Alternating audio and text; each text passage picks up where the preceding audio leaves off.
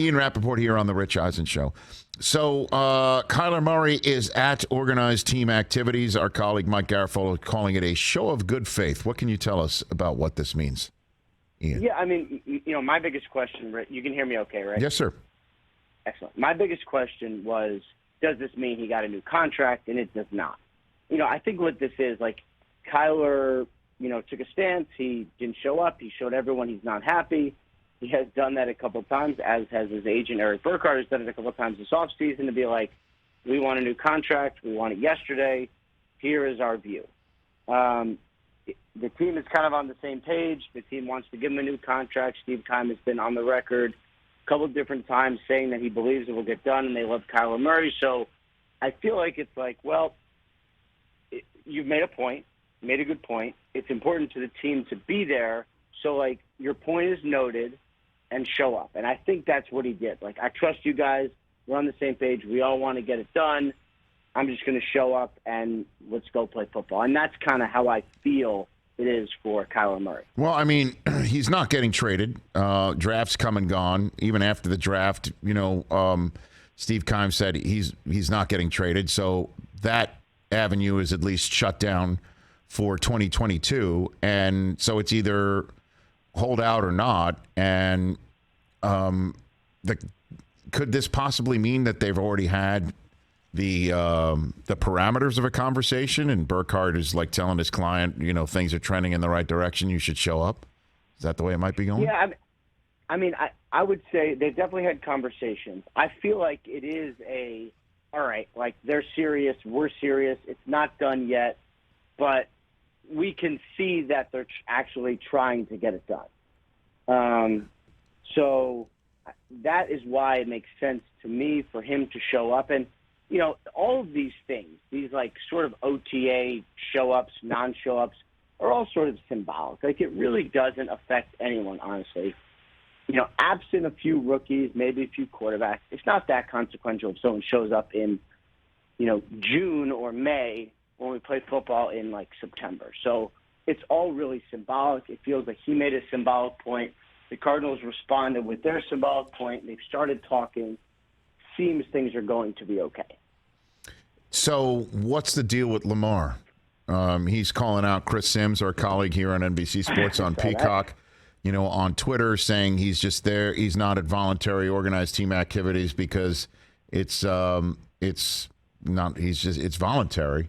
Find something else to talk about is what he tweeted at Chris Sims, but he's still not there, and it's I don't know. There's nothing to compare it to. At least with Kyler, we've heard contract conversations, and guy wants his money, but I don't have any frame of reference. I wonder what insight you've got on this, Ian. I mean, the insight I have is this actually, in a weird way, is kind of the first time that Lamar Jackson spoke about himself in this way. Like, we've talked about, and I've talked about, the different things that I believe that Lamar Jackson wants, including including basically to play out the fifth-year option, then go franchise tag, and do a deal that way, become a free agent like Kirk Cousins. That's what it feels like he wants.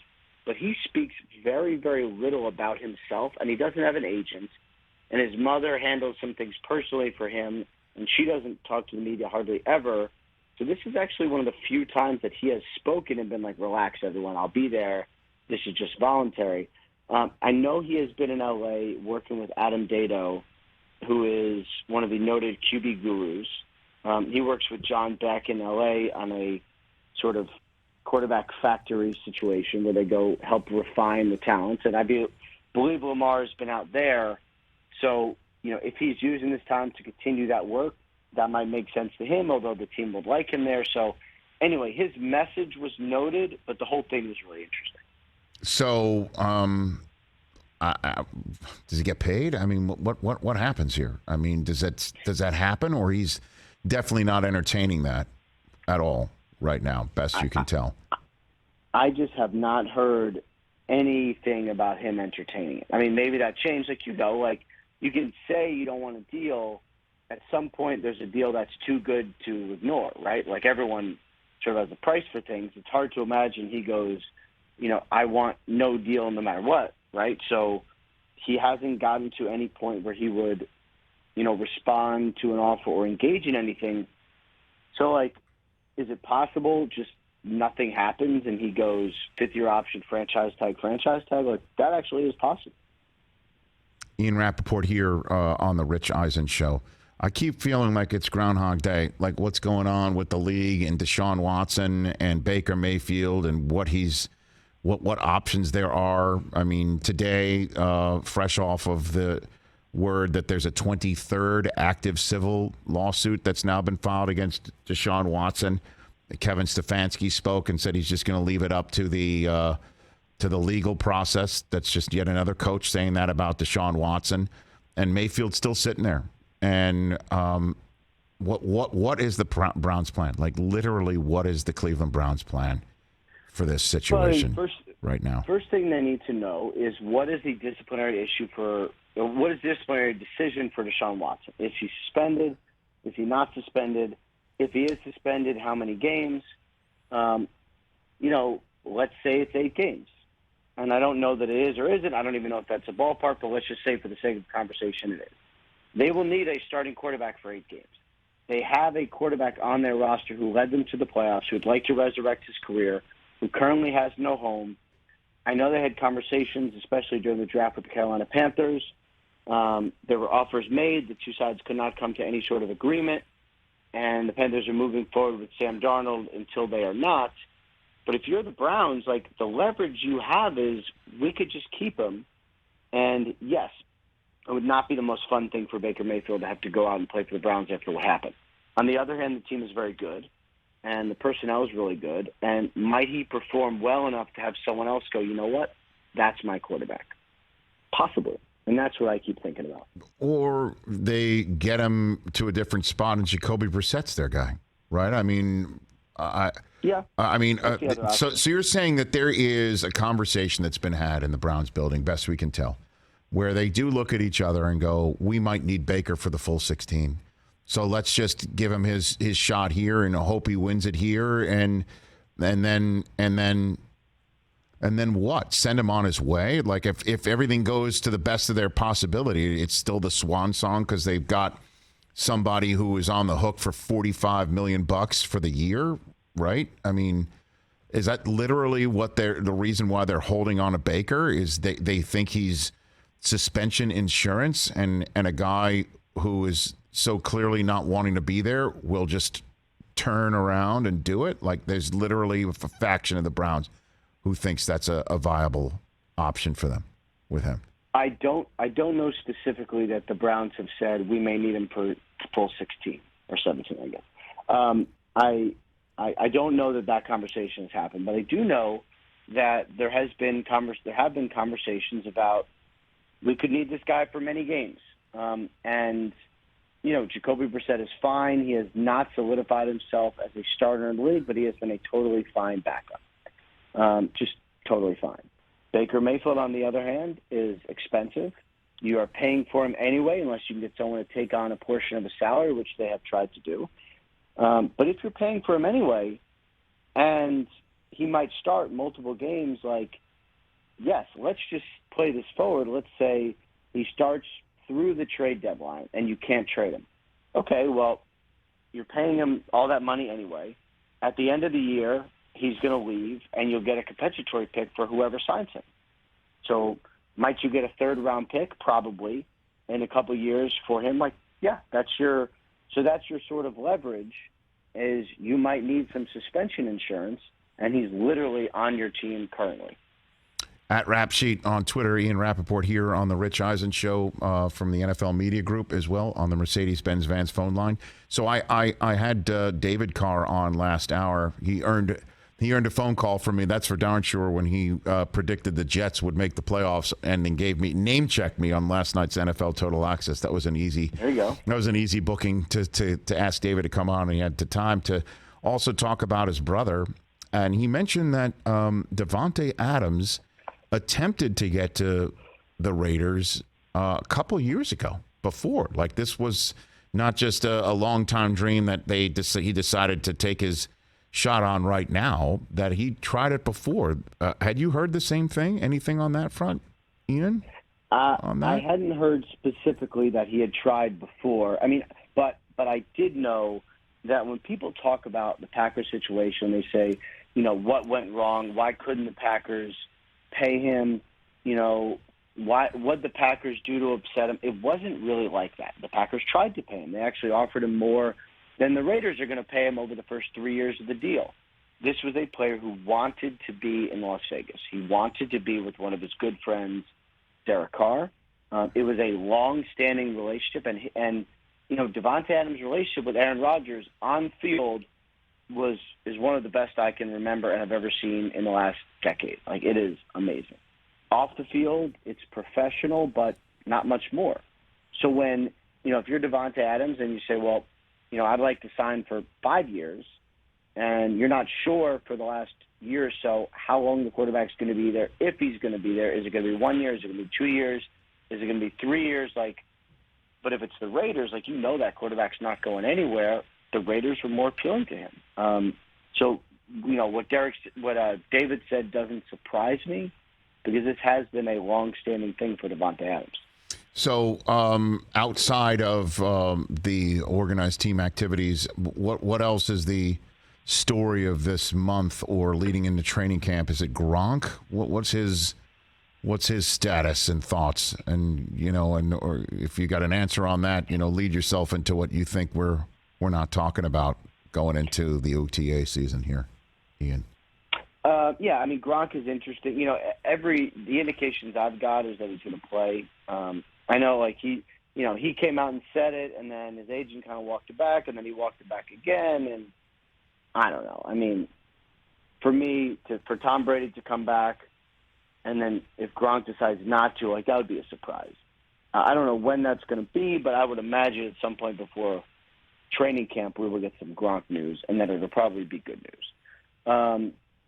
I would say, the Aaron Donald story is interesting to me. He has come out and said, basically gave credence to the why retirement is attractive. He might retire talk. The Rams have said talks are trending in the right direction. When and if that gets wrapped up is obviously going to be a major deal. Other than that, I think it's a lot of waiting. It's waiting for Garoppolo. When does something happen with him, or does he just show up to training camp and just take part in practice? What about Baker? It's Deshaun Watson. I mean, this time of year is generally about this, but more than I can ever remember, we are all waiting for multiple shoes to drop before we figure out how multiple other parties are going to proceed. So then let's just hit a couple of them right here. Donald, right? He says it's not about the money, but he also needs to make sure the business is right for him and his family, and he's at peace otherwise. I mean, that is code for they're talking about redoing his deal, right? Like that conversation is happening. Right. Okay. Yes. Okay. It is happening, but I don't get the sense he's saying, oh, I may retire just for contract leverage. I think he actually is considering retiring. And it makes sense because he's 30. He's one of the best to ever do it. He's made $100 million, and he's won a Super Bowl. So, if you told me that Aaron Donald is good to go, doesn't need to play anymore, I would say that's too bad because he's awesome, but I could see that, right? Now, obviously, for the Rams, there's a number where he would say, well, I can't turn this down. And we'll see if they get there. That's kind of where this all stands, I believe. Don't they have to pay Kupp too? Isn't that being discussed as well? I mean, Cooper Kupp would, I'm sure, like a contract extension. I believe that, I believe that's on the radar. And, every receiver has gotten paid. He certainly is productive, if not more productive than any of them. So, yes, I would think that is sort of on the radar as well for the Rams. And then Jimmy G, really? Still on the 49ers. I mean, they have to turn to Lance, and they've got to give Lance the room to be the guy, win or lose. Like that's the way it works when you trade up into the top three of a draft and give up all the draft capital for somebody. At some point, you must turn to him and go with whatever flow occurs. And not have him look over his shoulder. I mean, that's simple, I think, but it's stunning to me. It's stunning to me that's a possibility. Really, the Niners haven't turned the page from Jimmy G, regardless, in your estimation, Ian? I mean, usually I would say this. I think a little differently than what you just said there, because for me, it's like you definitely want to turn it to Trey Lance. You believe he's the quarterback of the future. You traded all that capital to get him, which is already gone. So in a way, it sort of doesn't matter because it's already been spent. You definitely want to turn it to him when he is ready. And that is what is so interesting to me about the Garoppolo situation. This isn't Baker Mayfield, right? Because he does not have the kind of guaranteed money that Baker has. So if they wanted to trade Garoppolo, which they do, they could do it, as soon as someone would take on a quarterback who had major arm surgery and has not, to my knowledge, thrown yet, right? So I would say, they'd like to trade him, but they don't have to.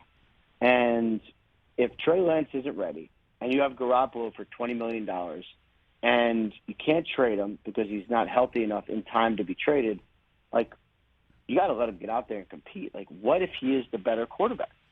No one dies if Trey Lance has to sit for another year. Doesn't hurt anyone. Except maybe Lance's development, right? I mean, so what? Instead of year 3? No, what I'm saying is that in year 3 there won't be the ups and downs that they're trying to avoid in year 2 because Garoppolo's still there. I mean, there's still lumps to be had, right? I mean, and the sooner you get them out of the way, the better it is long term for everybody. Usually, that's the way it goes. Certainly when you don't have the first round. I know you're spent, but when you're sitting there smoking them if you got them when the rest of the draft is going through the first round in Kansas City next year, that's when it really hits. It does. And that's what's going to be so fascinating about this is it is a fine line between putting a guy out there when he's not ready and having it go badly and not being able to recover. We've seen that sometimes. I'm not saying it's going to happen here, but that has happened in the past. That's a risk. And saying, all right, he's got to learn on the fly, and it's just time to go. Because the problem the 49ers have, and it's a major problem, is that their roster is good. And they, assuming that Deebo Samuel is on it, they should be ready to compete for a playoff spot again. And is it worth long-term development of your quarterback to sacrifice maybe that this year to have him learn on the fly? Or would you say, you know what? You just spent another year learning. That's fine. We have Garoppolo, who's literally took us to the playoffs last year and played amidst incredibly tough situations, including 2 injuries. Just give it to Garoppolo again and figure it out after the year. So what is with Deebo as I send you on in your day? I mean, 1 month ago from this very day, we were in Vegas for the 3rd round of the draft, and that's all everyone was talking about all week long, and now it's all quiet on the Deebo front. What's the deal with that? What do you think? And Deebo was actually in Vegas while we were just hanging out, which was kind of funny. That's odd. It was very strange. He was downstairs at my hotel during day 3 when I was talking about him upstairs on the television. That's very strange. Well, you should have gotten him upstairs. Is what you should have done. Certainly since we Ed Marinara'd you off the set at one point, so you could have had time to go downstairs and get him. So, what a great moment that was. Yes, it was. So basically, I don't get the sense that they've had the conversations yet that would bring him back into the fold, right? I know they would like to. I know Kyle can be very charismatic. I know they have major plans for him. I know they drafted a running back in the 3rd round that would, assuming it works, would take some pressure off him, which I know he wants. They just aren't there yet. We'll see if they get there. My guess, without really knowing, is that he's there at minicamp, but we'll see. If not, the time right up around training camp will be fascinating to watch. So, and I peeled on the mandatory minicamp set for later on this month. Another one to keep track of.